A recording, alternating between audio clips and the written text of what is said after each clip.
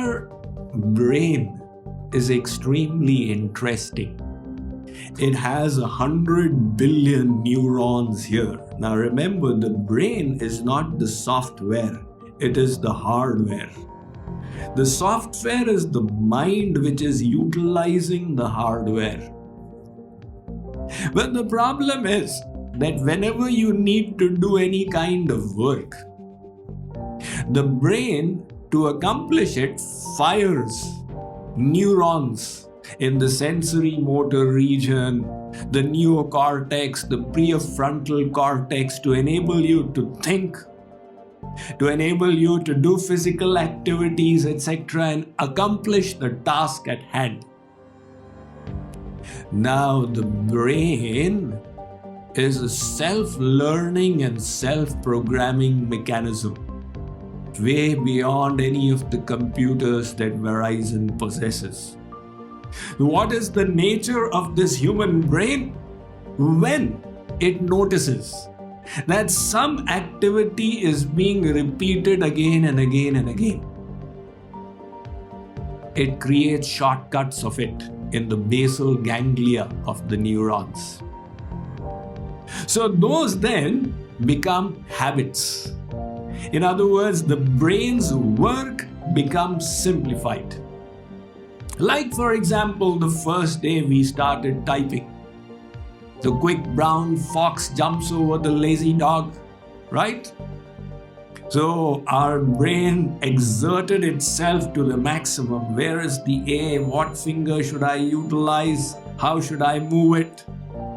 However, as the brain noticed the pattern that every time A is thought, this movement needs to be done, it created a shortcut for it and stored it in the basal ganglia, making your work, making its work easier and easier. So the brain keeps on increasing its efficiency through these programs that it creates. And these are the habits until you are able to type at the speed of 80 words a minute.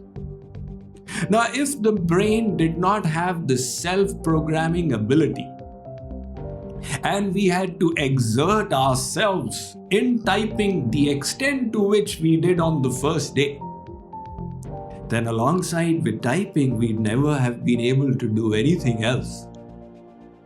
Fortunately for all these programs that are created, the networks that have been made, we are merely able to type and also think alongside with it. I was staying in somebody's house and I discovered that his teenage son was studying here and looking at the TV there. I asked his father, then how in the world is he able to study while looking at the TV? He said, Swamiji, now it's not confirmed, he told me, Swamiji, youngsters in America, they are multitasking like this. The abilities of the human brain. First day when you were driving, how difficult it was. You had to exert all your God-given intellect. But when you did it for a few days and few weeks, then alongside with the driving, you listen to your favorite FM radio as well. It's become a habit. These habits can be compared to macros in your Excel sheets. You place a macro on the Excel sheet, and then the macro will do the computation as if by program. Now, in the same way, the brain will work. This is the stimulus, the cue. This is the response. And then there is a reward. So the reward reinforces the behavior. Like, for example, if for 30 days at a stretch, when you came home from an exhausting day's work at office and you put on the television, sat on the couch, fixed yourself hot coffee and sandwich, You repeated this work for 30 days. The brain created a program for it. So the moment you come back from office exhausted, the stimulus now is, I am back home free from that anxiety. The brain creates the desire for some gratification from TV and the urge to fulfill the desire of the palate. So the desire is created as if by habit. And when you indulge in it, the brain gets the little reward. Some feel-good chemicals, dopamine, serotonin, endorphin, which reinforce the habit. Now these habits, like I said, are like macros on the Excel sheet. The Excel sheet really doesn't care whether your macros are right or wrong. It will do its work.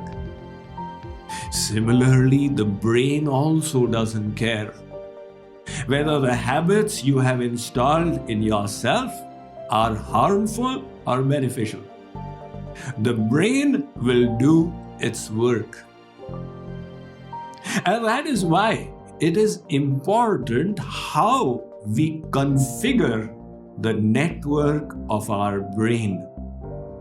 Like I was saying, if you have configured it such that every 15 minutes your brain wants a dopamine hit, then the ability for deep work, which is so essential in your field, will be compromised. Fortunately for us, this situation can be countered, and we can reconfigure the brain. How is that possible? This human brain has two specialties compared to the creatures. The first, its proportion in weight in comparison to the body is 1/50th, much higher than all the other creatures. The second, the human brain has got a specially developed part called the prefrontal lobe of the neocortex, or simply called the prefrontal cortex. And what does this empower us to do? This is where self-control comes from. The prefrontal cortex enables us to do the more difficult thing. In other words, it gives us the ability that this is pleasurable, but I'll not do it. This is boring, and yet I will do it. So this ability of willpower is coming from the human prefrontal cortex. And you are exerting that all day long. After a wonderful, beautiful weekend that you spent at Santa Cruz, on Monday morning the mind says, I don't want to work. But you exert your prefrontal cortex. Look, if you lose the job, you're really in trouble. And it's in your interest to go whether you like it or not.